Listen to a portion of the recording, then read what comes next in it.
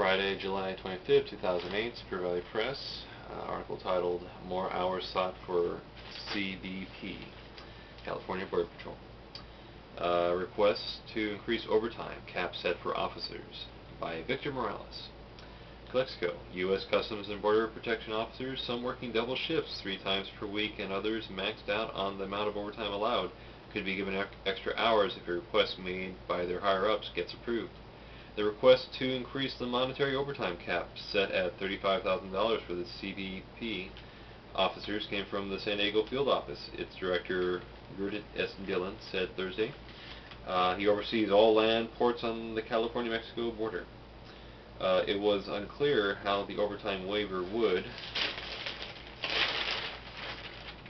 impact morale at the ports, where optimism remains low, according to a November 2007 General Accountability Office report. But Calexico Port Director Billy Woodford said the cap waiver would likely improve morale by dispersing overtime duties to more officers. The overtime would be spread out more throughout the workforce, because right now many officers are restricted from being able to work overtime as a result of the policy. So the burden of overtime is on a smaller group of officers, and if the cap is lifted, it will spread out throughout the workforce as far as overtime, he said. Local and national representatives of the National Treasury Employees Union, which represents 22,000 CBP officers, did not return phone calls seeking comment. But CBP officers did cite the 16-hour shifts, where they spend long stints in passenger lanes in order to keep lanes open and travelers' times minimized, as a source of resentment, according to the GAO report. Dillon interviewed after addressing the Border Ad Hoc Committee in Calexico, did not elaborate on whom he filed the petition or when he anticipates getting an answer from the Assistant Commissioner for Field Operations in Washington, D.C., but he said the request was among several to address staffing shortages. Quote, "It's been ongoing. We want to be visionary. You do it in anticipation of where you might be. So what I did was go on and ask whatever resources I might need and whatever waivers I need, including the overtime gap waiver," Dillon said.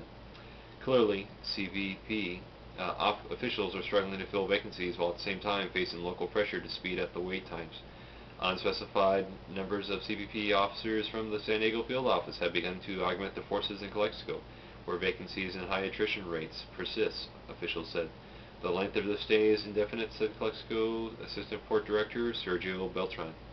There are 44 vacancies, down from 66 at the Calexico ports, and has a 15% attrition rate. The U.S. Office of Personnel Management continues to list the job announcements for CBP officer as a demand and cites California as a geographic location with many openings. To address the vacancies, local CBP officials pushed and succeeded to make Calexico ports its own geographic preference for applicants rather than listing it among the Southern California or San Diego region. It's a measure they say will reduce attrition rates by avoiding disenchantment among recruits expecting more prosperous or climate-friendly areas, and now applicants requesting Calexico are guaranteed an expedited hiring process as a perk. 2 local and recent recruiting events yielded 441 applicants, a growing practice to entice local applicants wanting to stay in the Trail Valley. Just short of their 500, 550 mark. So good job.